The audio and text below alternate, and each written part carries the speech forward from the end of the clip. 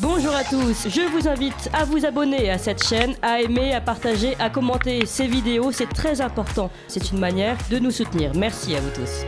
Et nous sommes aujourd'hui avec Guillaume Antoine. Bonjour Guillaume Antoine. Bonjour Corentin. Alors vous dessinez cette bande dessinée Vigo, le réveil du chaos aux éditions Ring sous le nom de Léonide. Alors nos auditeurs vous connaissent parce que vous êtes un intervenant régulier du livre au journal du Faux sous le nom de Guillaume Antoine. Et donc nous plongeons dans les terres du Nord, dans les terres vikings avec donc cette bande dessinée. On va écouter la bande-annonce de cette bande dessinée.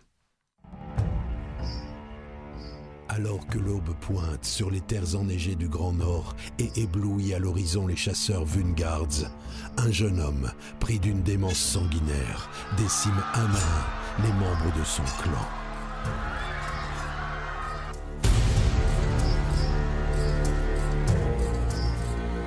Son père, le chef Wungard, se persuade d'une attaque du peuple voisin et prépare aussitôt la riposte.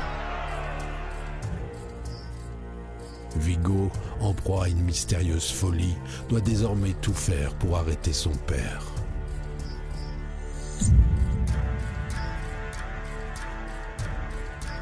Vigo, disponible maintenant. Voilà, donc vous l'avez compris, le réveil du chaos, ce sont les terres du Nord qui s'enflamment après donc un massacre réalisé par Vigo, le fils des chefs des Hungard. Et donc, le thème de cette BD, c'est les Vikings. Vous avez déjà eu, avant de commencer la BD, vous vouliez parler des Vikings. Alors pourquoi vous avez choisi ce thème des Vikings pour votre BD, Guillaume Antoine ? Alors en fait, c'est beaucoup parti d'une envie, surtout que j'avais depuis longtemps, de créer une histoire dans un univers médiéval.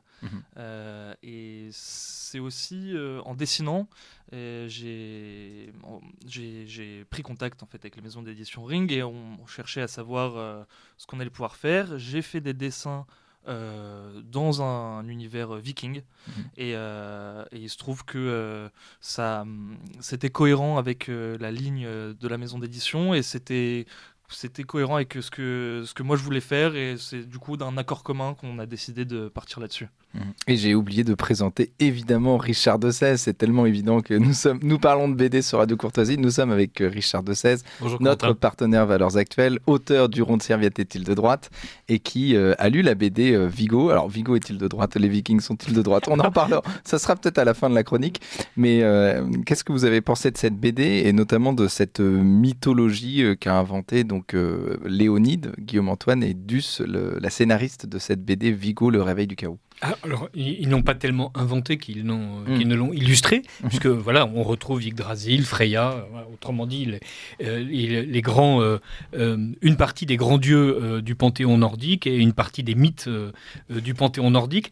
Ce qui est intéressant, c'est que là, on a droit aux Vikings, Berserk, donc saisis par une folie meurtrière, et on a droit aussi à une guerre des clans, où la mythologie, bien sûr, est en arrière-plan et on sent qu'il y a effectivement un enjeu mythologique. Les dieux interviennent dans le cours des hommes. D'ailleurs, c'est presque grec comme manière de raconter la chose. Voilà, ce héros est en proie à la fatalité qui anime le monde et voilà, il est en train d'essayer d'accomplir son destin sous l'œil des dieux qui ont leur propre agenda, si j'ose dire, qui ont leur propre manière de voir les choses. Ce qui est intéressant dans le travail de Léonide, vous me pardonnerez Guillaume Antoine, enfin, voilà, je vous appelle comme c'est marqué sur la couverture. Je suis Léonide aujourd'hui. Voilà. C'est d'abord qu'il y a une utilisation radicale du noir et blanc et un noir et blanc qui laisse vraiment beaucoup de place au blanc. C'est-à-dire il y a énormément de cases qui sont avec quelques aplats, mais un dessin au trait très fin qui n'est pas avare de détails, mais de détails discrets. Par exemple, il y a l'une des planches où il y a un paysage avec un lac, donc au premier plan il y a un guerrier, il y a l'eau avec quelques vaguelettes extrêmement bien dessinées, on a l'impression que c'est du Derzo. Tout au fond il y a les montagnes avec quelques petits sapins, mais voilà, il faut se pencher sur la case pour voir ce niveau de détail et au contraire souvent on est d'abord frappé par l'opposition violente entre noir et blanc, entre le guerrier en train de hurler, le corps en train d'être tranché, le sang en train de gicler. Vous me pardonnerez, il y a un côté, comment dire, un peu violent. Est-ce que c'était une volonté de faire une épopée pleine de bruit et de fureur ? Oui, c'était une volonté.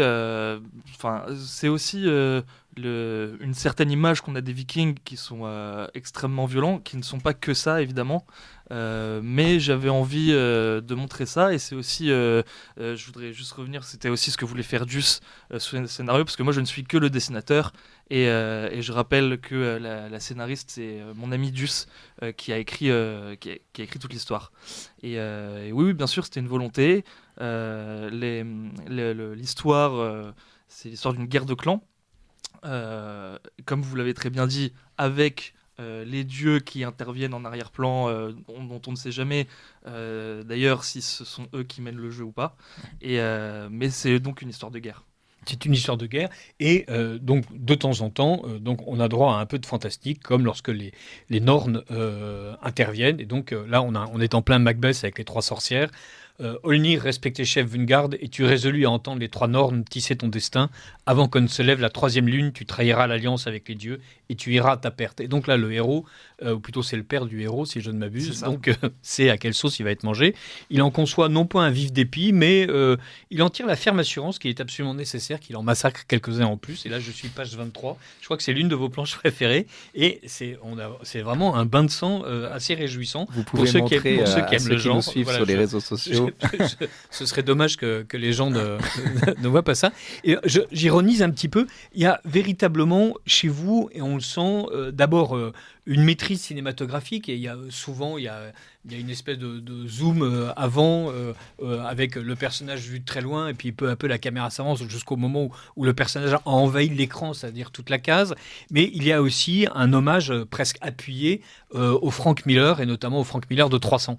Oui, absolument. Frank Miller est évidemment une inspiration, même si j'ai relu Frank Miller après avoir fait la bande dessinée, et je me suis aperçu que la proportion de noir et blanc est inversement proportionnelle à la mienne, c'est-à-dire qu'il y a 70% de noir pour 30% de blanc chez Frank Miller, et alors que moi ce serait plutôt l'inverse, quoique ça dépend des cases. Et ce que vous dites sur l'aspect cinématographique de la composition des dessins, c'est très vrai. Vous connaissez. Je ne dis que des choses vraies. C'est vrai. C'est ma marque de fabrique sur Radio Courtoisie. Voilà un exemple de zoom. Voilà.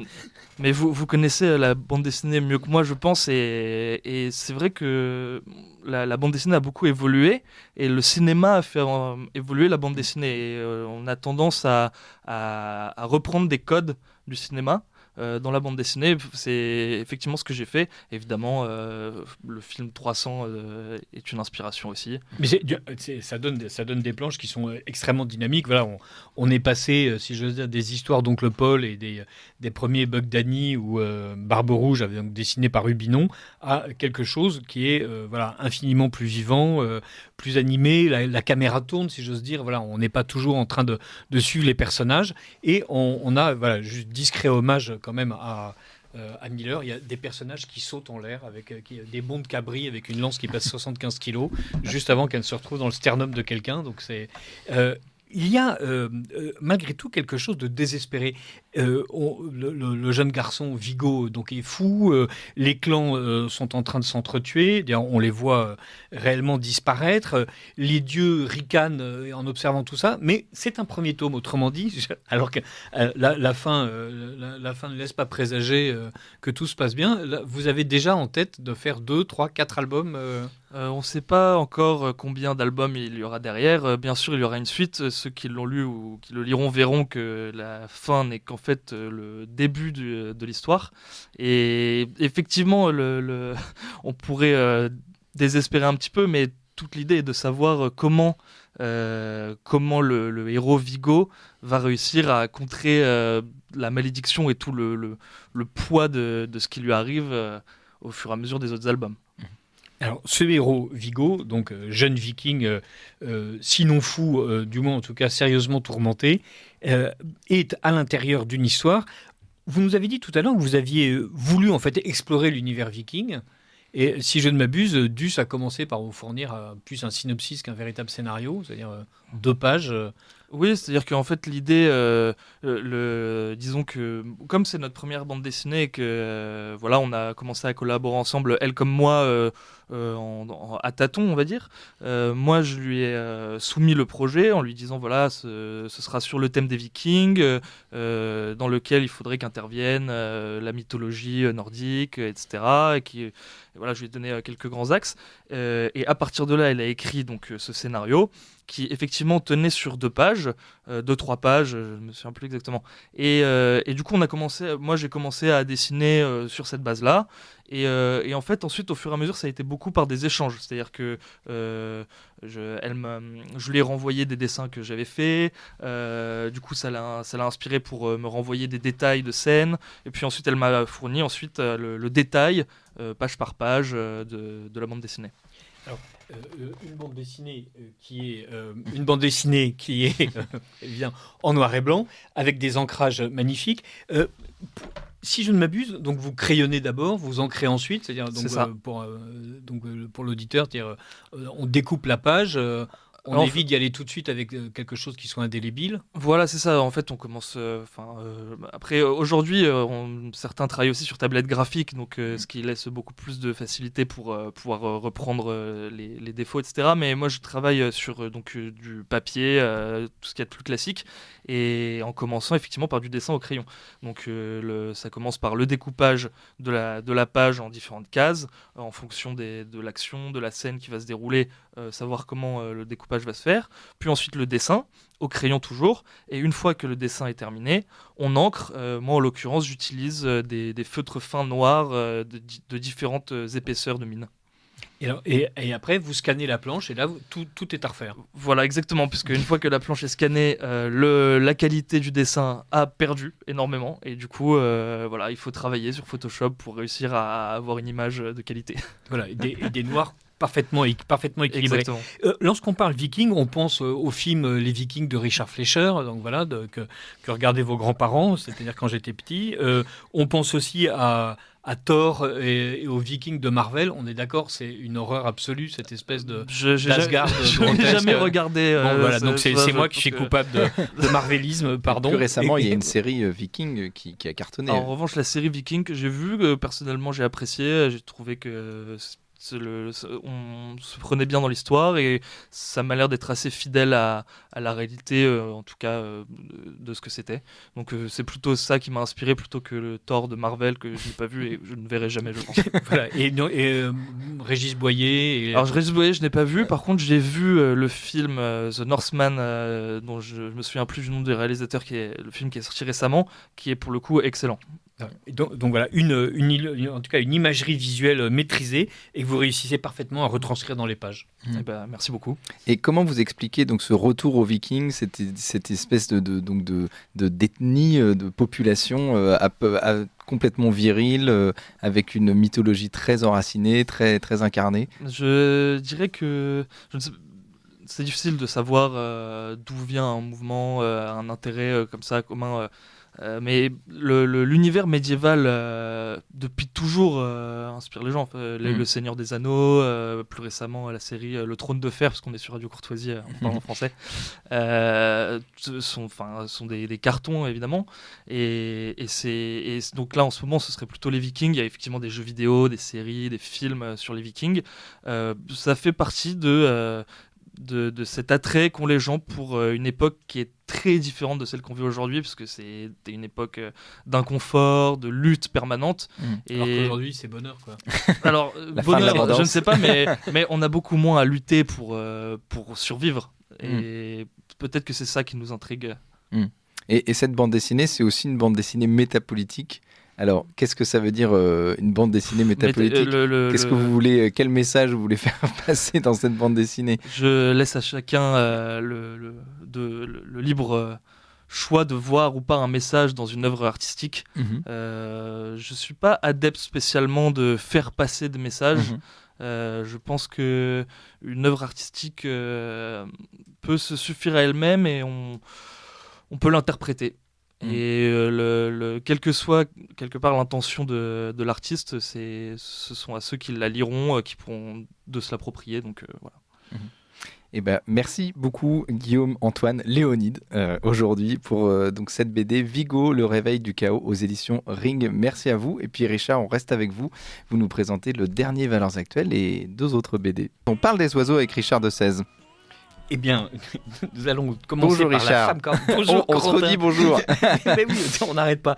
La femme Corneille, une enquête sur le monde caché des oiseaux noirs. C'est une bande dessinée qui est parue chez Futuropolis, qui est un ouvrage de non-fiction, comme disent les gens, mais on va aussi parler de l'homme qui aimait les plantes, et enfin, on va parler de Valeurs Actuelles, mais on pourrait peut-être commencer par Valeurs Actuelles. On va commencer par Valeurs Actuelles, comme vous êtes notre partenaire Valeurs Actuelles. Alors, Valeurs Actuelles a fait sa une sur un long reportage sur le front de l'Est par l'équipe d'Omerta, des reportages qui sera d'ailleurs diffusé sur la chaîne Omerta dimanche. Et c'est fascinant.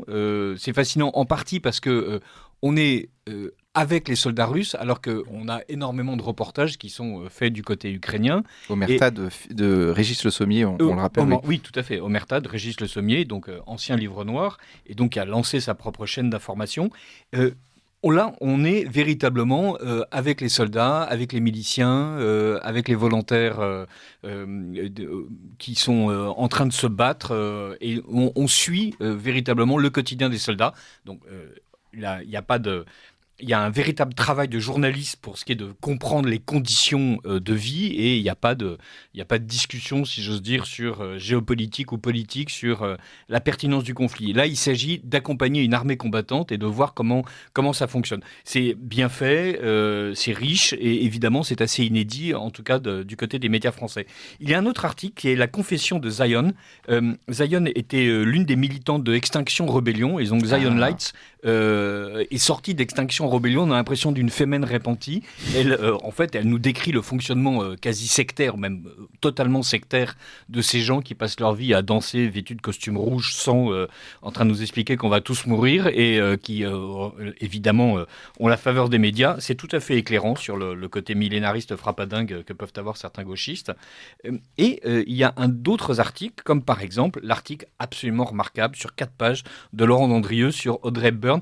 J'ai rarement lu avec autant de satisfaction un article donnant vraiment une vision à la fois éclairée et amoureuse d'une actrice. Ça abonde en formules absolument remarquables. On est déjà tous amoureux d'Audrey Hepburn. Alors, une fois qu'on a lu Laurent Dandrieux, c'est compliqué de ne pas le devenir un peu plus. Voilà, donc bien sûr, il y a d'autres articles, que j'ai corné des pages pour être certain de ne pas les oublier. Voilà. Ah oui, voilà, l'esclavage, la mémoire politisée de Victor Reynaud sur la Fondation pour la mémoire de l'esclavage. Là aussi, une de ces bonnes enquêtes Valeurs Actuelles où on plonge au sein d'une des institutions de la République pour montrer à quel point, au lieu de remplir le rôle qui lui est dédié, c'est surtout une officine de gauchistes, et c'est le relais en fait du wokisme le plus plat et le plus rampant. Voilà. Donc vraiment un bon numéro, et franchement, ne serait-ce qu'à cause d'Audrey Hepburn et de la manière dont Laurent Dandrieux confesse une fois de plus son amour pour elle, n'hésitez pas à acheter sur le front de l'Est. Et dans les pages culturelles, il y a aussi une chronique de Richard de 16. Oui, mais enfin, elle est minuscule. Voilà. Mais elle vaut le coup d'être lue. Alors, vous nous parlez de 2 bandes dessinées. Voilà. Alors, sur les oiseaux. Sur les oiseaux, c'est un ouvrage de non-fiction, comme on dit maintenant aujourd'hui. Autrement dit, ça raconte une histoire vraie. Voilà. Alors, il devrait y avoir marqué tiré d'une histoire vraie. Oui. C'est l'histoire d'une jeune femme qui d'origine asiatique par son père, si je ne m'abuse, qui se promène dans la rue parce qu'elle joue à Pokémon Go et tombe sur un professeur du Muséum d'histoire naturelle qui joue lui aussi à Pokémon Go et qui lui dit qu'il bague les corneilles. Et donc elle dit « Ah bon, on bague les corneilles ?» Et la voilà qui part à la découverte du monde merveilleux des gens qui baguent les corneilles, et surtout à la découverte des corneilles. Alors elle fait plusieurs découvertes. Par exemple que les corneilles, à Paris en tout cas, adorent les frites. Et donc, elle réchauffe des frites en faisant en sorte qu'elles soient les moins salées possibles. Et ce qui est fascinant, c'est qu'il y a une surabondance de corneilles à Paris depuis les attentats, puisqu'avec les attentats, on a fait en sorte que les poubelles ne soient plus opaques, mais avec des sacs transparents pour pouvoir y repérer les bombes. Et du coup, les corneilles repèrent les emballages de McDonald's. Et dès qu'elle voit un paquet rouge de frites, elle déchire à grands coups de bec pour se ruer sur les frites McDo qui sont à l'intérieur. Donc d'abord, éloge de l'emballage, félicitations au designer de McDonald's, les corneilles, elle vous adore. Et on nage comme ça de surprise en surprise. Les corneilles, par exemple, ne voient pas en rouge, vert et bleu comme nous, elles voient avec 5 couleurs, dont l'ultraviolet. Donc il y a une planche qui nous montre ce que c'est qu'une vision ultraviolet. Avec une vision ultraviolet des arbres, toutes les feuilles sont beaucoup plus distinctes. Il y a, en fait, au lieu d'avoir un fouillis vert comme nous voyons nous, la corneille voit un monde beaucoup plus détaillé, donc dans lequel elle se repère beaucoup plus facilement. On se demande comment ils font pour voler à travers les arbres. C'est très simple, ils voient mieux que nous. Voilà, moi je suis pas capable de voler à travers les arbres pour plusieurs raisons. Une absence d'ailes par exemple, mais la corneille en plus bénéficie d'une vision supérieure.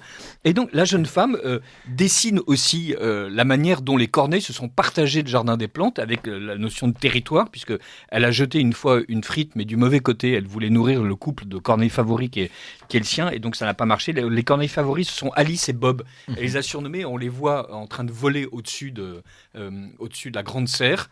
Et vraiment, c'est un album. Alors, on peut adhérer ou pas au dessin, qui a un côté un peu naïf.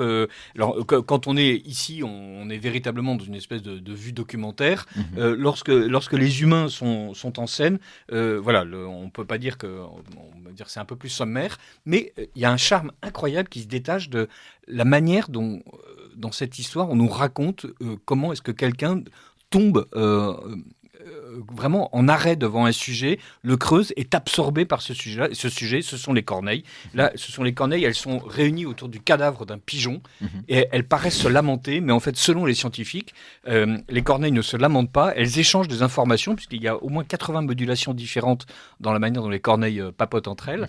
Elles échangent des informations pour comprendre comment est-ce que le pigeon est mort et comment est-ce qu'on peut interpréter la chose pour prévenir le danger. Voilà, si jamais il y a un loup solitaire qui a décidé de se faire des pigeons, autant que les corneilles soient au courant qu'il est plutôt posté du côté de l'acacia que du chêne. Vraiment un album surprenant, tout à fait original, et qui nous fait rentrer à l'intérieur d'abord d'une histoire personnelle, donc cette jeune femme un peu timide qui se prend de passion pour les corneilles, et de ce monde fascinant des ornithologues. Oui, on découvre en fait une certaine intelligence, l'intelligence de la corneille, l'intelligence particulière de la corneille. Alors, on est en train de nous rebattre les oreilles avec l'intelligence du poulpe, mais laissez-moi vous dire, Corentin, si je devais choisir entre la corneille et le poulpe, mais je prends la corneille. En réincarnation. Voilà, au moment de l'apocalypse, voilà, si je dois choisir entre mon poulpe familier le long de la plage ou ma corneille pendant que je zone sur les landes dévastées, mais c'est la corneille. On saura vous retrouver alors. Voilà. À un moment donné, il y a une double planche où on nous montre une expérience où il y a en 8 étapes, la corneille va réussir ou pas à accéder à la nourriture. Alors la première étape, c'est d'aller décrocher un petit bâton qui est en l'air. Avec le petit bâton, la corneille réussit à tirer une pierre. Et puis elle se rend compte que en fait, c'est pas assez parce que avec ces pierres, elle n'arrive pas à obtenir le petit bâton. En fait, ne lui permet pas d'obtenir la nourriture qui est dans une cage puisqu'il est trop court. Alors elle voit autour d'elle, il y a des pierres. Donc elle ouvre des cages où il y a des pierres. Elle prend les pierres, elle les pose dans une boîte en verre où en entassant 3 pierres, elle libère enfin le grand bâton et le grand bâton lui permet d'obtenir la nourriture. Mais vous mettez un gamin de 5 ans, de 10 ans, ou vous mettez un député LRM moyen en face du truc, il est incapable de comprendre comment ça marche. La corneille, elle le fait en moins de 10 minutes. C'est ahurissant. Et ça, mais vous mettez n'importe quel poulpe à la place, ça ne fonctionne pas. Le poulpe a une autre intelligence. Voilà. Donc arrêtez de nous faire braire avec la sensibilité du poulpe qui est absolument délicieux, avec des pâtes et un peu frit avec de l'ail, et laissez-nous les corneilles qui sont des animaux vraiment intéressants. Alors il y a un autre livre. La deuxième BD, c'est sur les plantes. C'est sur les plantes. Oui, c'est la journée de l'amicale des scientifiques. Voilà. Et donc là, c'est L'homme qui aimait les plantes, un ouvrage, une collection où il y avait déjà eu quelque chose sur le fondateur de la kinésithérapie. Et donc là, il s'agit de Jacques Florentin. Donc Jacques Florentin est un pharmacien, scientifique français, herboriste, et ça raconte sa passion des plantes et la manière dont, en pleine année 70, il rencontre Jean-Marie Pelt, donc botaniste célèbre, et il va se lancer dans l'aventure de l'ethnopharmacologie, c'est-à-dire parcourir le monde entier pour recueillir auprès des guérisseurs les pratiques et les plantes, et donc vérifier ensuite expérimentalement que ces plantes ont bien une valeur médicinale. Alors, il y a des plantes qui sont attestées depuis l'Antiquité, les Perses les cultivaient, Charlemagne avait exigé que les monastères les cultivent aussi, les cultivassent aussi. On se retrouve donc dans un savoir ancien. Florentin est très excité par l'Orient, donc il y a un éloge appuyé de tous ses savoirs ancestraux. En fait, il parcourt le monde entier sauf la France, puisque en France, grâce aux différentes sociétés de savantes et à l'action utile de la République, on a fait en sorte qu'il n'y ait plus d'herboristes ou que ce soit horriblement compliqué. Mais en revanche, voilà, on parcourt le monde entier à la recherche de ceux qui sont capables de nous expliquer comment soigner le foie à base de pâquerettes. Voilà, on savait le faire en France, on ne le sait plus, et voilà, les ethnopharmacologues sont passionnés par ces savoirs-là et surtout ils les testent. Alors l'album est joli comme tout, il y a des grandes planches naturalistes qui sont assez aimables. Il y a un moment assez amusant, notamment quand donc il passe sa vie à aller en Afghanistan ou ailleurs, et donc à un moment donné donc il part pour je ne sais plus quel pays, tombe sur un douanier qui évidemment est très inquiet à l'idée que les médicaments puissent contenir de l'alcool, et donc Florentin lui désigne tout de suite les cartons où certains des médicaments contiennent de l'alcool, et donc le douanier, avec beaucoup de science islamique, explose chaque fiole à coups de marteau, voilà, pour empêcher non seulement que les gens soient soignés, mais surtout qu'ils boivent de l'alcool, ce qui est haram. Ici, il revient en France, plante toutes ces plantes, et notamment il plante de la Crépis-sur-Répélie, protection du foie, hépatite, et on le voit ensuite faire une expérience sur les souris, donc et où il soigne les souris. Voilà. Dans une seconde expérience, on induit au rat une hépatite avec un toxique. Chez les rats pré-traités par les deux plantes, l'hépatite est enrayée. Voilà. Donc ça fonctionne, ça marche. C'est un album qui est vraiment tout à fait amusant et qui, en plus, d'une certaine manière, et n'en déplaise à Florentin, est un éloge des savoirs ancestraux, y compris des savoirs européens. Et on se demande bien pourquoi cet éloge appuyé, qui est celui d'ailleurs du pape François ou de la Banque mondiale à tous les savoirs autochtones, ne s'applique pas à d'autres autochtones que nous connaissons bien.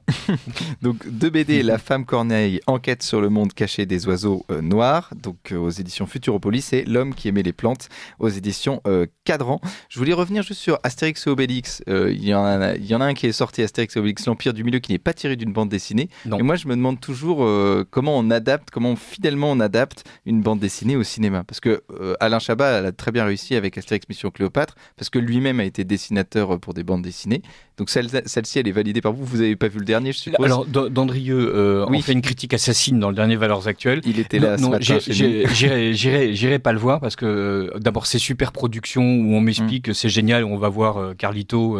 Et donc, on a l'impression que les arguments marketing, c'est le fait que je vais voir des youtubeurs. Donc déjà, je ne regarde pas ces youtubeurs, donc à l'idée de les retrouver à l'écran. Et en plus, ceux qui aiment les youtubeurs m'ont expliqué que de toute façon, on les voyait trop peu. Et donc, les amoureux des influenceuses de 20 ans qui disent des sottises ont été frustrés eux-mêmes.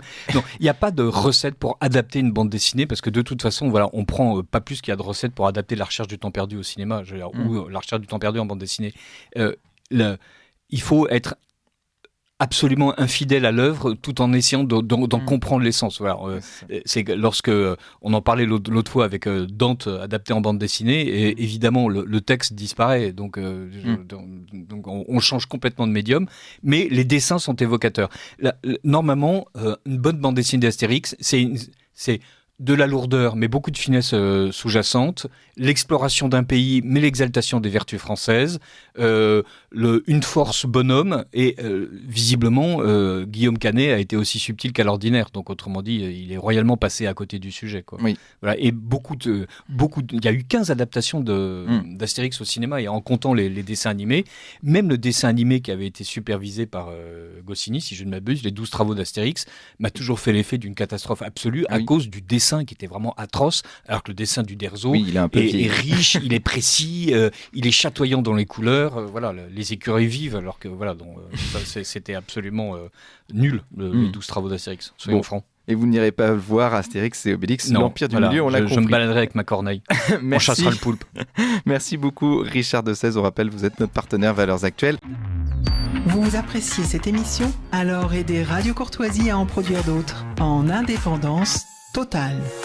Rendez-vous sur soutenir.radiocourtoisie.fr. Merci d'avance.